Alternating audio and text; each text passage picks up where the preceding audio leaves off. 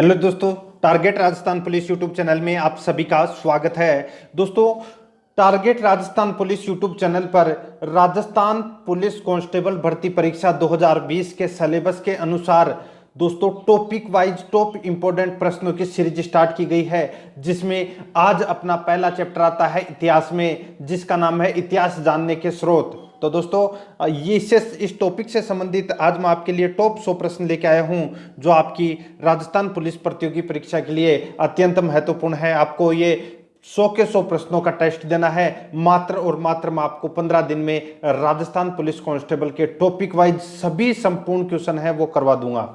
ठीक है, तो दोस्तों target Rajasthan police YouTube channel को सब्सक्राइब जरूर करें, बेल आइकन को दबाएं, वीडियो को लाइक और अपने दोस्तों के पास में शेयर जरूर करें। तो चलिए दोस्तों शुरू करते हैं।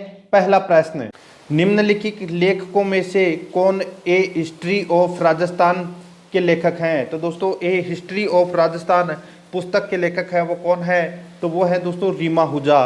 ए नंबर का ऑप्शन इसका बिल्कुल सही उत्तर हो जाएगा। नेक्स्ट क्वेश्चन है सेकंड नंबर प्रश्न।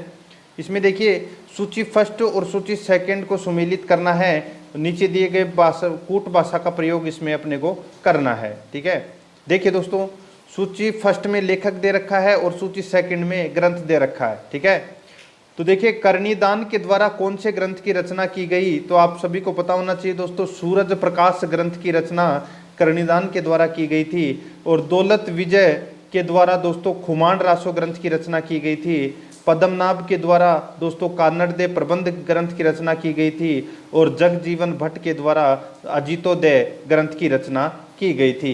मैंने यहाँ पे सारे के सारे सही सुमेलित कर दिए हैं, तो इसका राइट आंसर हो जाएगा द से ब ए, द से ब ए, यानी कि ए नंबर का जो ऑप्शन है वो इसका बिल्कुल सही उत्तर हो जाएगा। ठीक है, आगे देखिए दोस्तों इसमें 3 नंबर प्रश्न, वेली कृष्ण रुक्मणी री ये ग्रंथ है, ये कौन सी भाषा का ग्रंथ है? वेली कृष्ण रुक्मणी री किस भाषा का ग्रंथ है? तो दोस्तों ये उत्तरी मारवाड़ी का ग्रंथ है, उत्तरी मारवाड़ी का ग्रंथ है। तो इसका राइट आंसर ब नंबर का ऑप्शन हो जाएगा। आगे देखिए दोस्तों इसमें 4 नंबर का प्रश्न है, कुमारपाल प्रबंध में उल्लेख है कि चित्तौड़ के किले का निर्माण एक मौर्य राजा ने करवाया था, उस राजा का नाम क्या था? तो दोस्तों कुमारपाल प्रबंध में यह जानकारी मिलती है कि चित्तौड़ के किले का निर्माण है वो एक मौर्य राजा ने करवाया था, और उस मौर्य राजा का नाम क्या था? तो उसका नाम था दोस्तों, देखिए 4 ऑप्शन आपके सामने है, वो है चित्रांगद। ठीक है, चित्रांगद, चित्रांगद मौर्य ने करवाया था चित्तौड़ के किले का निर्माण। तो इसका राइट आंसर हो जाएगा ए नंबर का ऑप्शन बिल्कुल सही उत्तर हो जाएगा। ठीक है, आगे देखिए 5 नंबर का प्रश्न है। इसमें देखिए किस इतिहासकार को कानून की माता व कानूनी नाम से जाना जाता था? किस इतिहासकार को कानून की माता व कानूनी नाम से जाना जाता था? तो इसका राइट आंसर क्या हो जाएगा? वो है मुंशी देवी प्रसाद को। ठीक है, मुंशी देवी प्रसाद को कानून की माता और कानूनी नाम से जाना जाता था। मुंशी देवी प्रसाद का जन्म जयपुर में हुआ था। देवी प्रसाद ने मारवाड़ राज्य के कानून बनाए और कानून विषयक 13 पुस्तकें भी लिखी थी। तो इसका सही उत्तर स नंबर ऑप्शन हो जाएगा। नेक्स्ट क्वेश्चन है 6 नंबर प्रश्न है, किस इतिहासकार ने सर्वप्रथम मारवाड़ी व्याकरण का निर्माण किया? तो दोस्तों मारवाड़ी व्याकरण का निर्माण है वो किसने किया?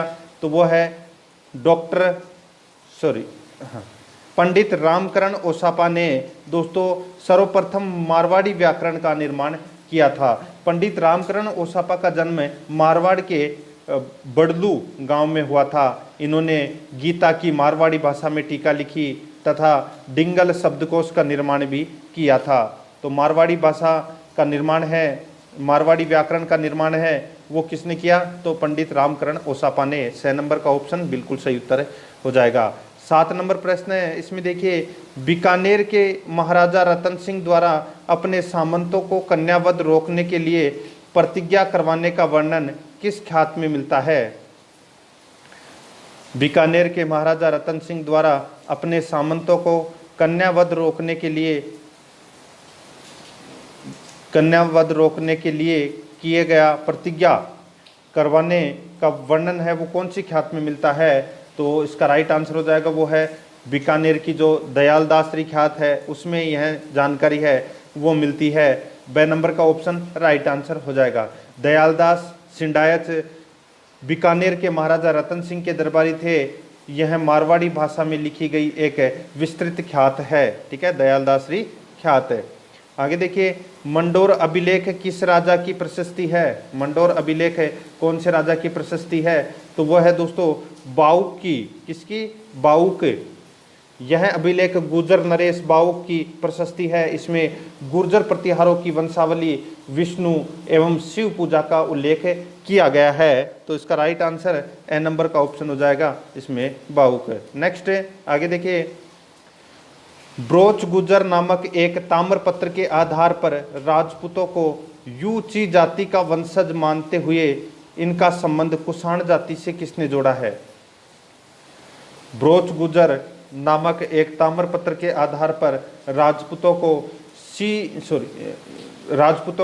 यूची जाति का वंशज मानते हुए इनका संबंध कुषाण जाति से किसने जोड़ा? तो ये जोड़ा था दोस्तों किसने? कनिघम ने। 6 नंबर का ऑप्शन इसका बिल्कुल सही उत्तर हो जाएगा।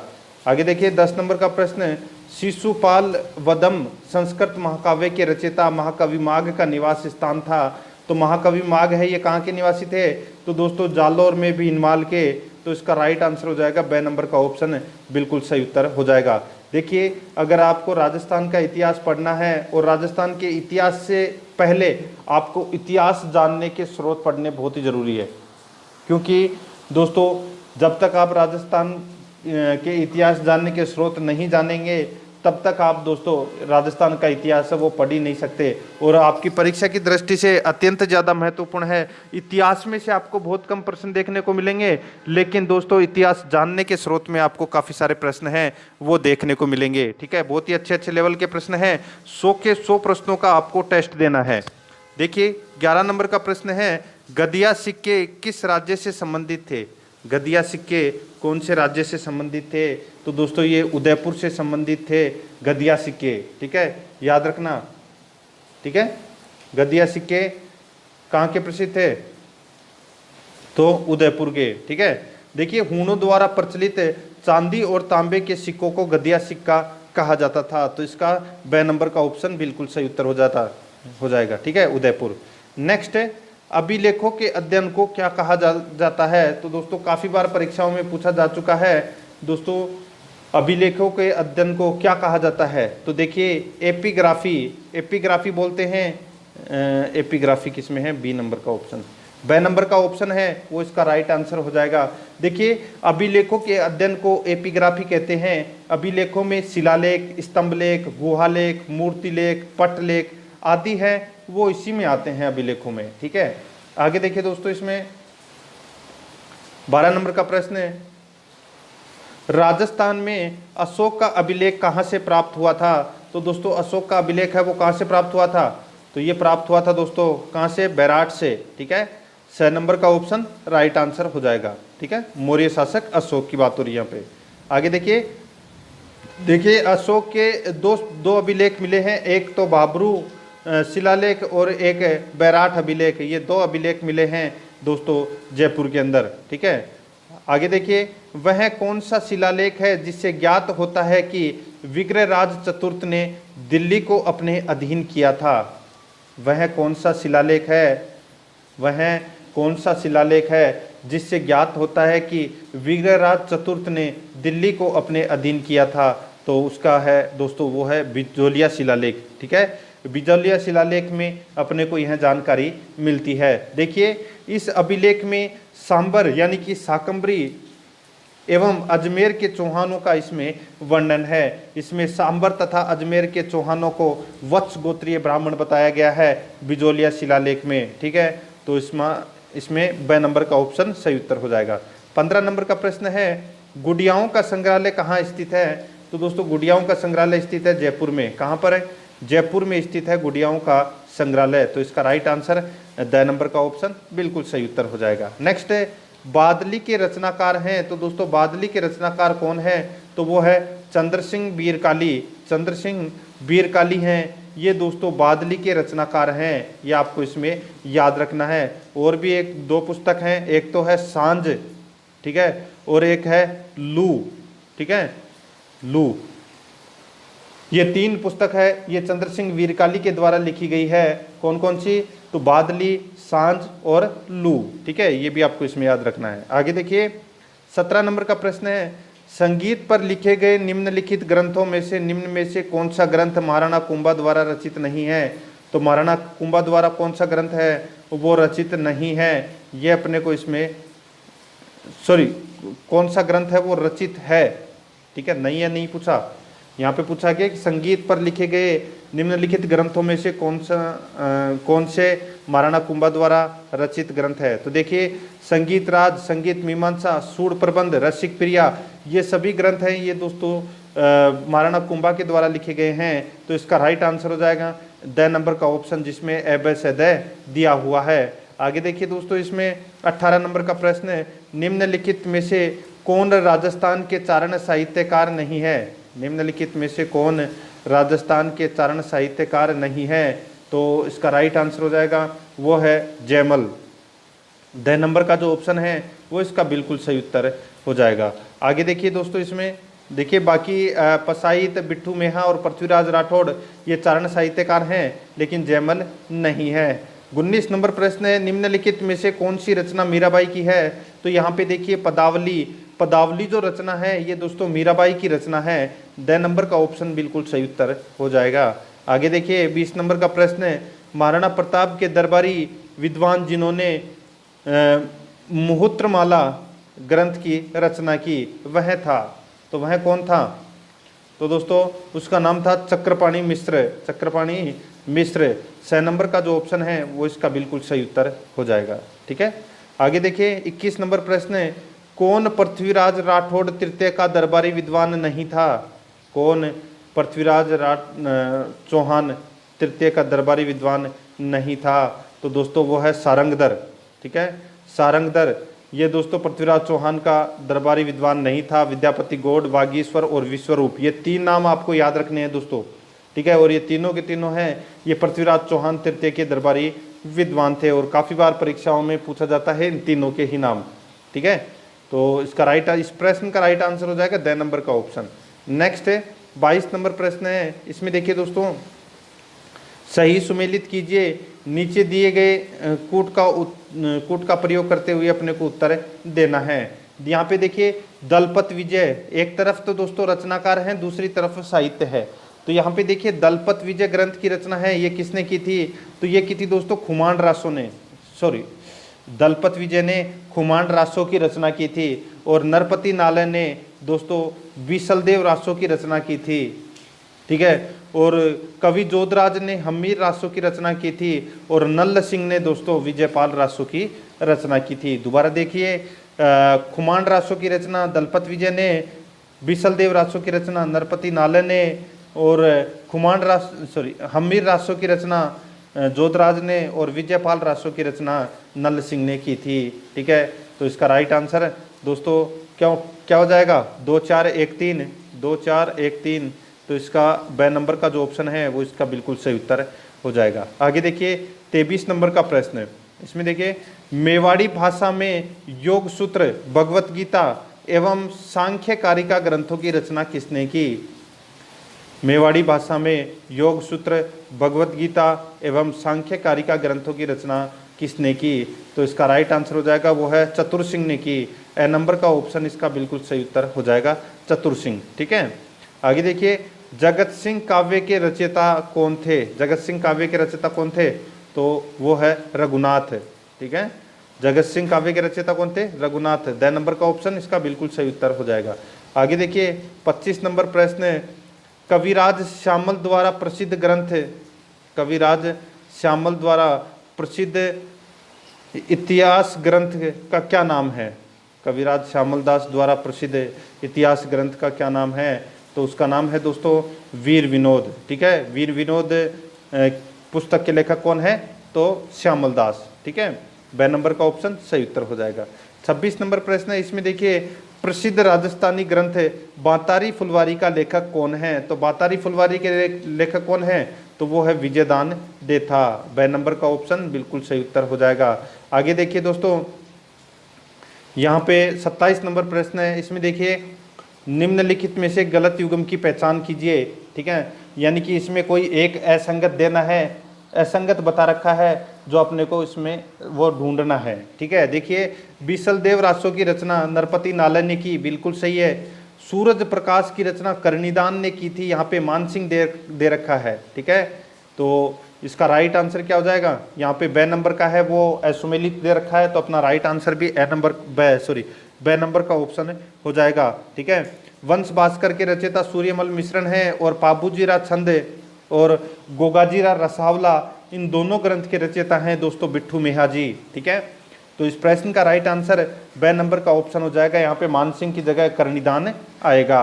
ठीक है, आगे देखिए दोस्तों, इसमें 28 नंबर प्रश्न है, राजस्थानी ग्रंथ वेली कृष्ण रुक्मणी री का लेखक कौन है। तो राजस्थानी ग्रंथ वेली कृष्ण रुक्मणी री के ग्रंथ के रचयिता हैं वो कौन है, तो इसका राइट आंसर हो जाएगा वो है पृथ्वीराज राठौड़। ठीक है, तो इसमें ए नंबर का ऑप्शन बिल्कुल सही उत्तर हो जाएगा।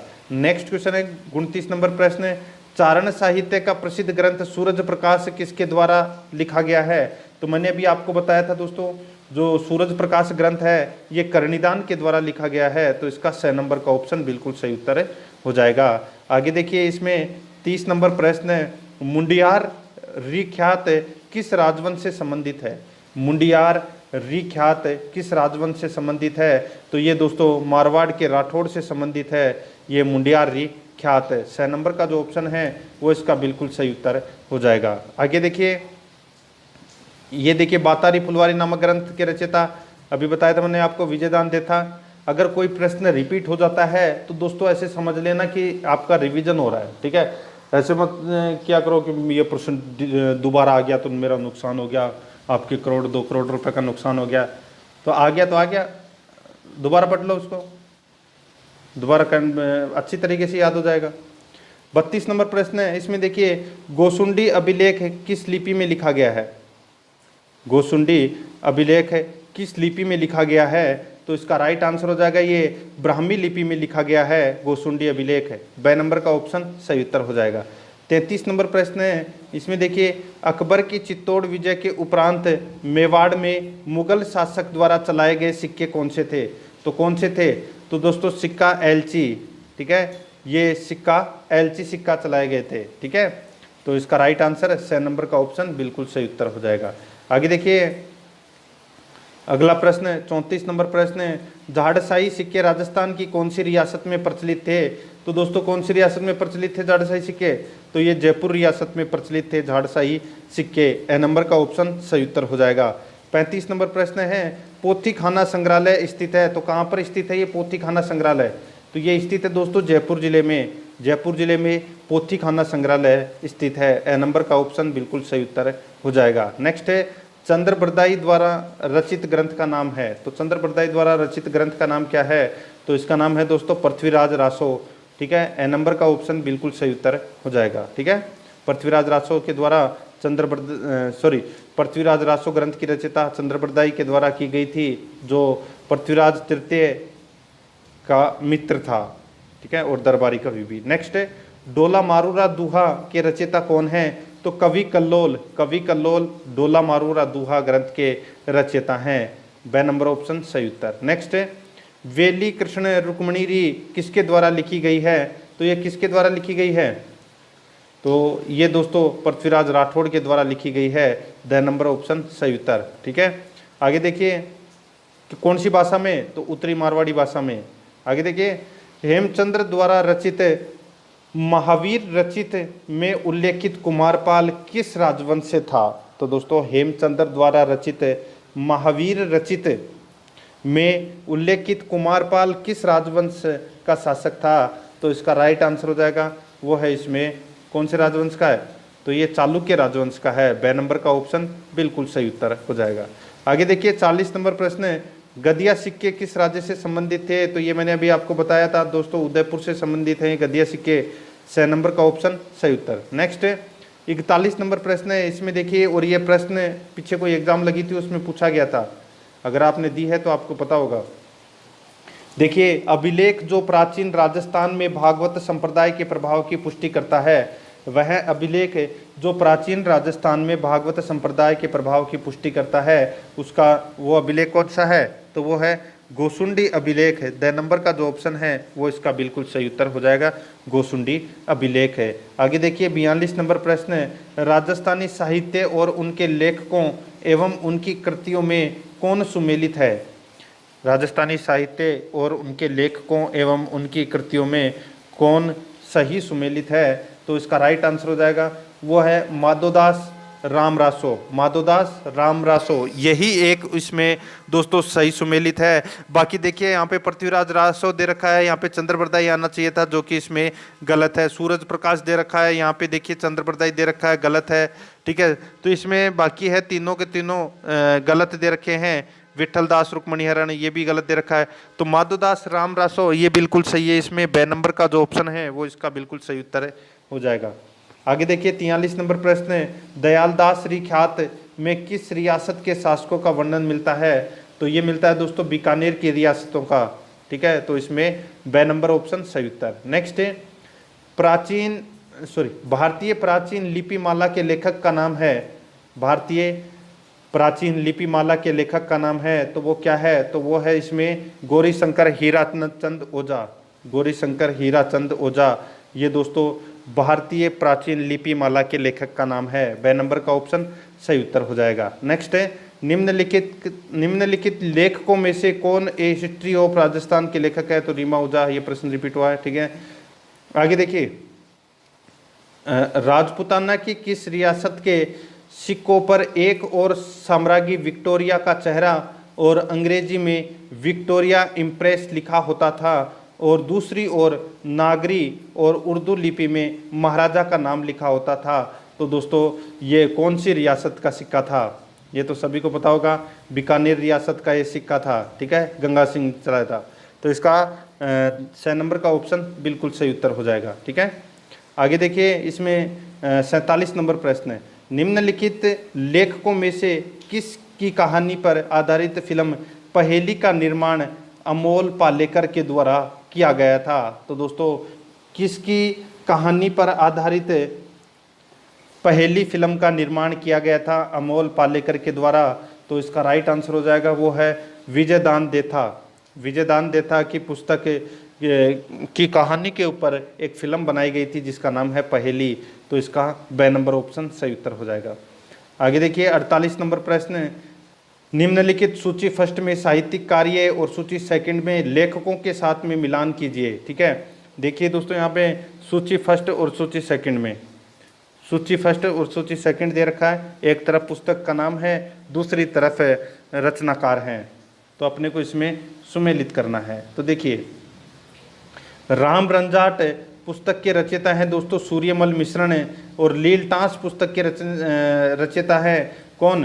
तो दोस्तों कन्हैयालाल सेठिया और पग फेरो ग्रंथ के रचयिता हैं मणि मधुकर। ठीक है, दोबारा देखिए राम रंजाट पुस्तक के रचयिता हैं सूर्यमल मिश्रण, लीलटास पुस्तक के रचयिता है कन्हैयालाल सेठिया, पग फेरो ग्रंथ के रचयिता है मणि मधुकर। तो इस प्रश्न का राइट आंसर हो जाएगा वो है 2-3-1 है। किस में दे रखा है? तो देखिए 2-3-1 ड नंबर का जो ऑप्शन है वो इसका राइट आंसर हो जाएगा।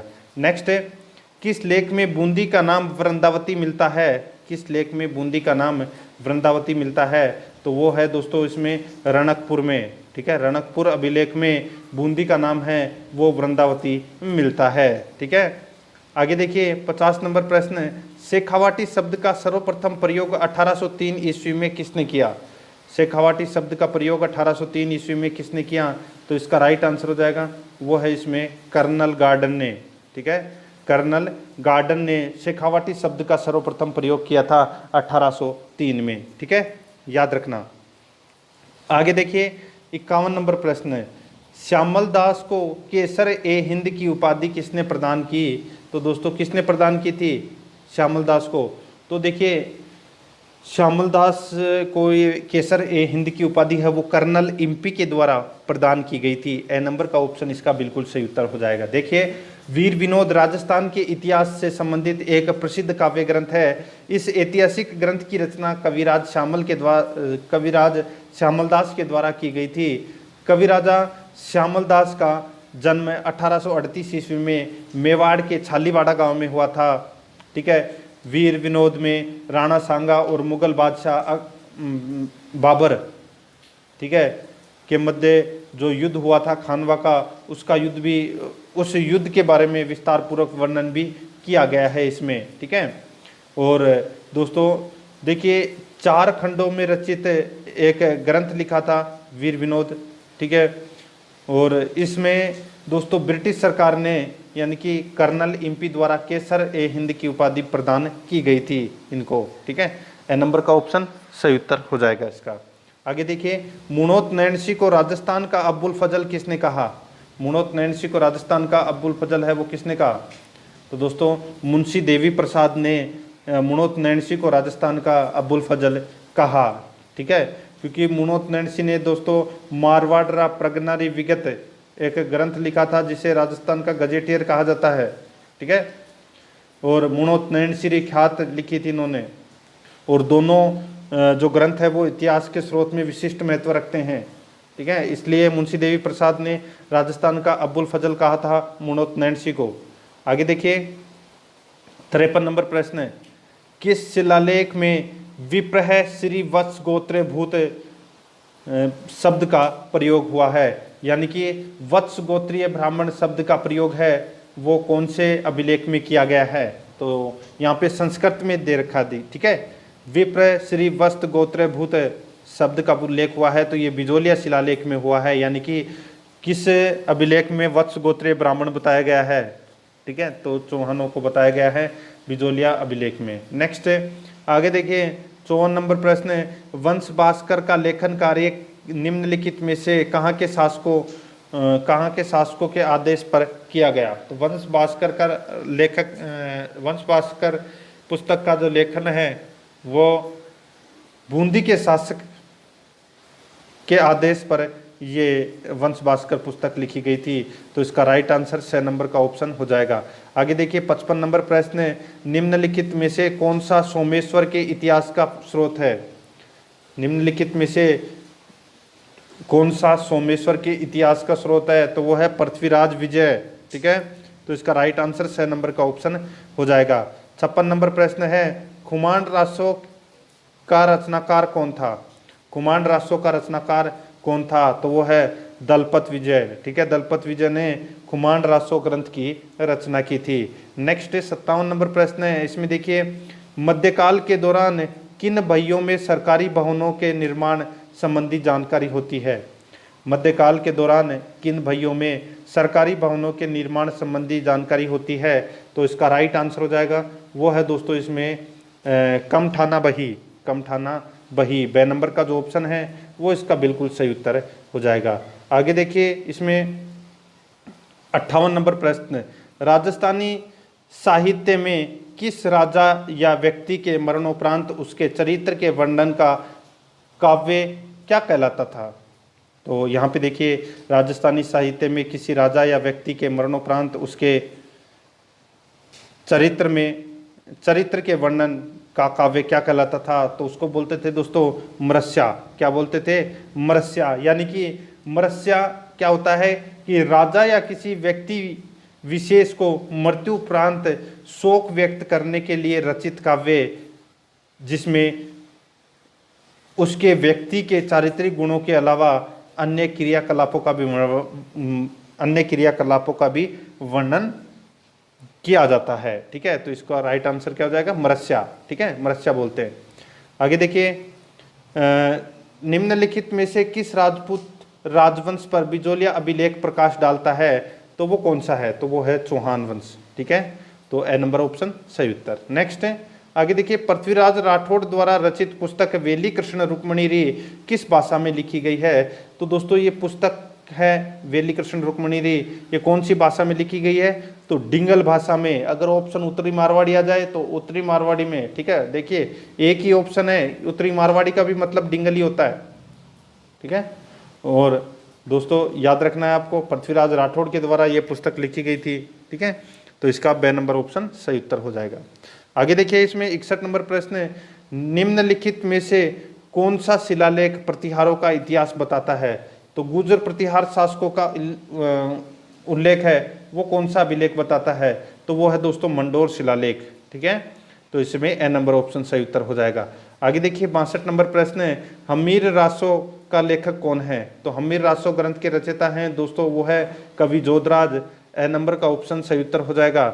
नेक्स्ट, रणछोड़ भट्ट ने संस्कृत में किस महाकाव्य की रचना की है, रणछोड़ भट्ट ने संस्कृत में किस महाकाव्य की रचना की है, तो दोस्तों वो है राज प्रशस्ति की रचना की है रणछोड़ भट्ट तेलंग ने। ठीक है, तो इसका राइट आंसर बे नंबर का ऑप्शन हो जाएगा। नेक्स्ट क्वेश्चन है, आगे देखिए 64 नंबर प्रश्न है, रामचंद्रिका किसके द्वारा रचित है, रामचंद्रिका ग्रंथ है ये किसके द्वारा रचित है, तो दोस्तों द्वारकानाथ भट्ट के द्वारा ये ग्रंथ है ये रचित है, ए नंबर का ऑप्शन सही उत्तर हो जाएगा। नेक्स्ट है, किस अभिलेख में गुर्जर प्रतिहारों को लक्ष्मण का वंशज कहा गया है, किस अभिलेख में गुर्जर प्रतिहार शासकों को दोस्तों लक्ष्मण का वंशज कहा गया है, तो ग्वालियर प्रशस्ति यानी कि ग्वालियर अभिलेख में दोस्तों गुर्जर प्रतिहार शासकों को लक्ष्मण का अवतार यानी कि लक्ष्मण का वंशज, ठीक है अवतार नहीं लक्ष्मण का वंशज कहा गया है, स नंबर ऑप्शन सही उत्तर। नेक्स्ट है, निम्नलिखित में से कौन सा ग्रंथ जालोर के शासकों की उपलब्धि के बारे में दर्शाता है, तो दोस्तों कौन सा ग्रंथ है वो जालोर के शासकों की उपलब्धि के बारे में बताता है, तो वो है दोस्तों इसमें कानड़देव प्रबंध। ठीक है, कानड़देव शासक था वहाँ का जालोर का, तो कानड़देव प्रबंध इसका राइट आंसर हो जाएगा, द नंबर ऑप्शन। नेक्स्ट है, राजविनोद पुस्तक के रचयिता कौन थे, तो राजविनोद पुस्तक के रचयिता थे सदाशिव भट्ट, ब नंबर का ऑप्शन इसका बिल्कुल सही उत्तर हो जाएगा। आगे देखिए इसमें 68 नंबर प्रश्न है, राजस्थान के कौन से ताम्रपत्र से रानी कर्मावती द्वारा जौहर के प्रमाण मिलते हैं, तो कौन से ताम्रपत्र के द्वारा अपने को यह जानकारी मिलती है कि रानी कर्मावती ने जौहर किया था उसके प्रमाण मिलते हैं, तो इसका राइट आंसर है वो है पूर्व ताम्रपत्र, तो इसका राइट आंसर स नंबर का ऑप्शन हो जाएगा। आगे देखिए, निम्नलिखित में से कौन जयपुर एवं जोधपुर की स्थापना तिथि बताता है, तो दोस्तों जयपुर और जोधपुर की स्थापना की जो तिथि है वो कौन सा शिलालेख या कौन से ख्यात है वो इसकी जानकारी अपने को प्रदान कराती है, तो वो है बांकीदास की ख्यात। बांकीदास की ख्यात में अपने को यह जानकारी मिलती है कि जोधपुर की स्थापना कब हुई थी और जयपुर की स्थापना कब हुई थी। ठीक है, स्रोत यही है। आगे देखिए, निम्नलिखित में से एकलिंग शिलालेख 1460 ईस्वी का लेखक है, तो दोस्तों एकलिंग शिलालेख ग्रंथ के रचयिता है वो कौन है, तो वो है कवि महेश्वर, तो इसमें ए नंबर का ऑप्शन सही उत्तर हो जाएगा। आगे देखिए 71 नंबर प्रश्न है, जीवन कुटीर के गीत निम्नलिखित में से किसके द्वारा लिखा गया, तो दोस्तों जीवन कुटीर के गीत ये गीत है किसके द्वारा लिखा गया था, तो ये लिखा गया था दोस्तों किसके द्वारा, तो हीरालाल शास्त्री के द्वारा, बे नंबर का ऑप्शन सही उत्तर हो जाएगा। आगे देखिए 72 नंबर प्रश्न है, अकबर की चित्तौड़ विजय के उपरांत मेवाड़ में मुगल शासकों के सिक्के जारी हुए जिन्हें कहा जाता था, अकबर की चित्तौड़ विजय के उपरांत मेवाड़ में मुगल शासकों के सिक्के जारी हुए जिन्हें कहा जाता था, तो क्या कहा जाता था, तो दोस्तों सिक्का एलची कहा जाता था। ठीक है, तो इसमें बे नंबर ऑप्शन सही उत्तर। आगे देखिए 73 नंबर प्रश्न है, कछवाहा शासक की किस राजधानी का वर्णन आमेर शिलालेख में है, तो वो है दोस्तों जमवारामगढ़। ठीक है, कछवाहा शासकों की जमवारामगढ़ राजधानी का वर्णन आमेर शिलालेख में मिलता है। ठीक है, आगे देखिए दोस्तों इसमें 74 नंबर प्रश्न है, 74 नंबर प्रश्न है, इसमें देखिए अजमेर से प्राप्त बडली के शिलालेख में किस धर्म की जानकारी मिलती है, अजमेर से प्राप्त बडली के शिलालेख से किस धर्म की जानकारी मिलती है, तो दोस्तों जैन धर्म की जानकारी मिलती है, स नंबर का ऑप्शन इसका बिल्कुल सही उत्तर हो जाएगा। ठीक है, आगे देखिए 75 नंबर प्रश्न है, किस शिलालेख को कर्नल जेम्स टोड ने इंग्लैंड ले जाते समय समुद्र में फेंक दिया था, तो वो कौन सा शिलालेख है, तो वो है दोस्तों मानमोरी का शिलालेख है।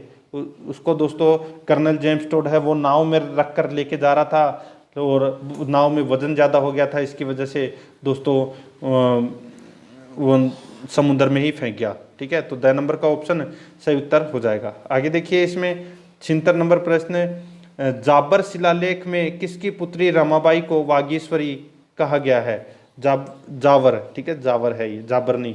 जावर शिलालेख में किसकी पुत्री को रमाबाई किसकी पुत्री रमाबाई को वागीश्वरी कहा गया है? तो महाराणा कुंभा की पुत्री थी, ठीक है, जिसका नाम था दोस्तों क्या, तो जिसका नाम था रमाबाई। तो ये महाराणा कुंभा की पुत्री थी। और ये संगीत में दोस्तों निपुण थी, ठीक है, बहुत बड़ी संगीतज्ञ थी, विदुषी महिला थी। तो इसमें 6 नंबर ऑप्शन सही उत्तर हो जाएगा। आगे देखिए 77 नंबर प्रश्न है, रघुवंश तिलक किन शासकों को कहा जाता है? तो कौन से शासक को कहा जाता है? तो ये दोस्तों कछवाहा शासक को कहा जाता है रघुवंश तिलक। तो इसमें 10 नंबर ऑप्शन राइट आंसर हो जाएगा, ठीक है। आगे देखिए कवि महेश अत्री व कान्हा व्यास ने किस एक शिलालेख के लेखन में अपना योगदान दिया?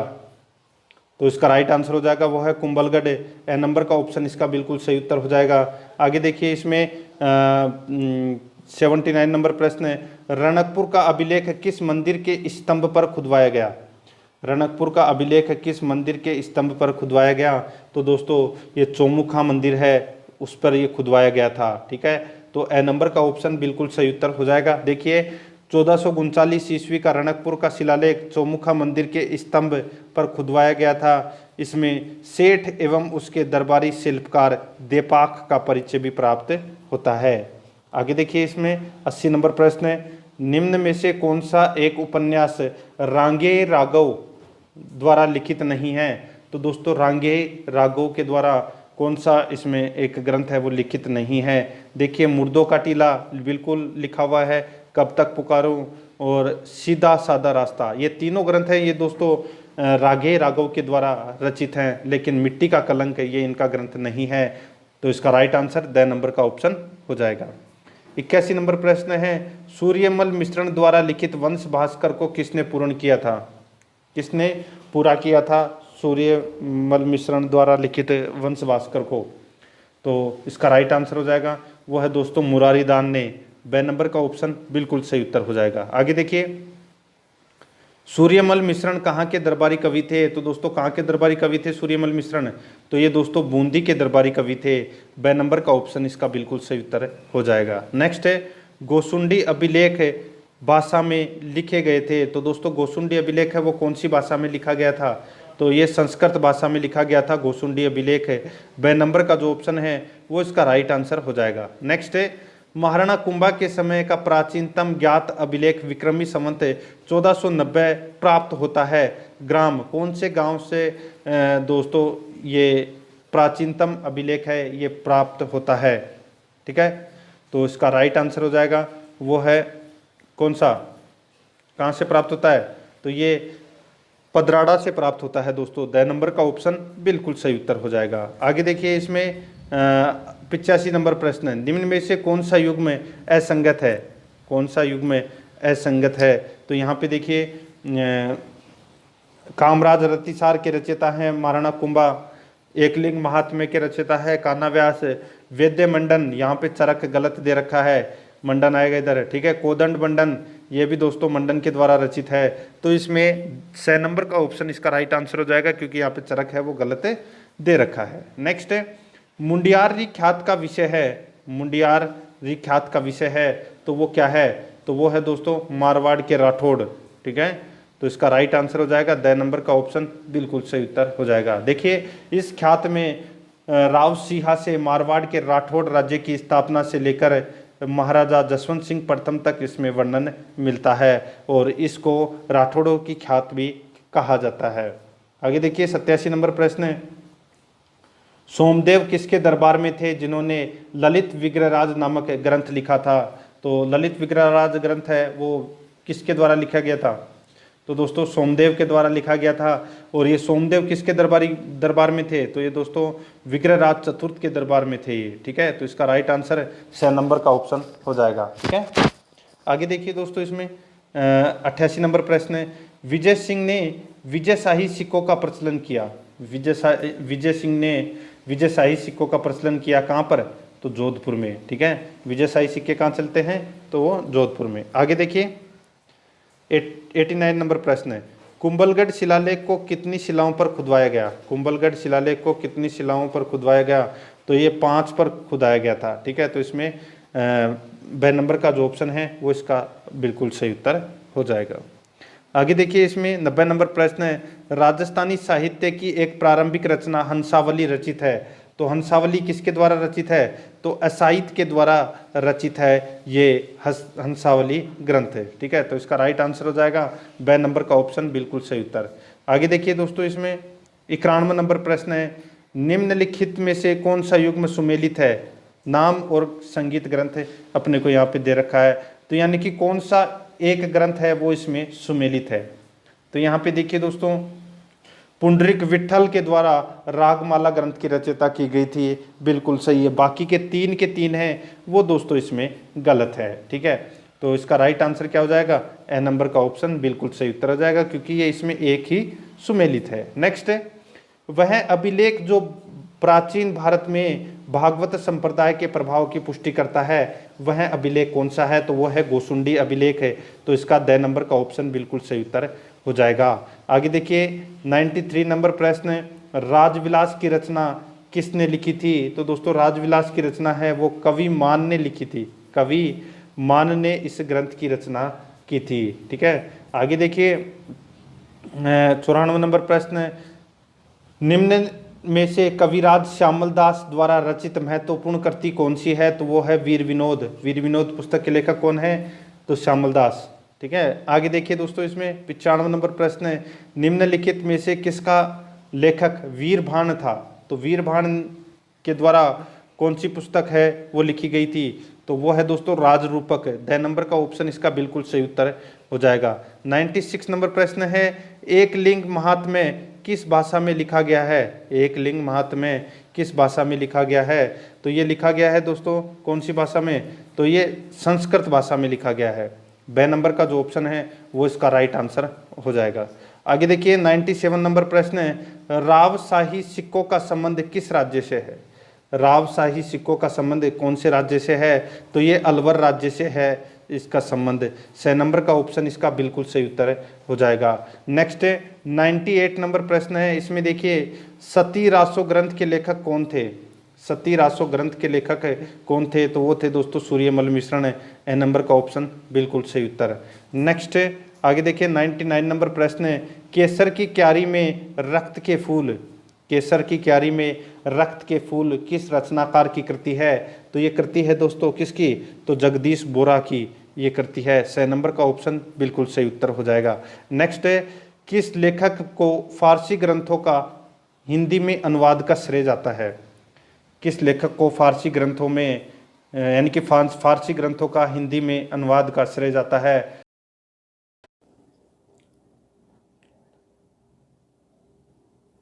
तो दोस्तों इसका राइट आंसर हो जाएगा ब मुनोत नैन्सी। इसका राइट आंसर ब नंबर का ऑप्शन हो जाएगा।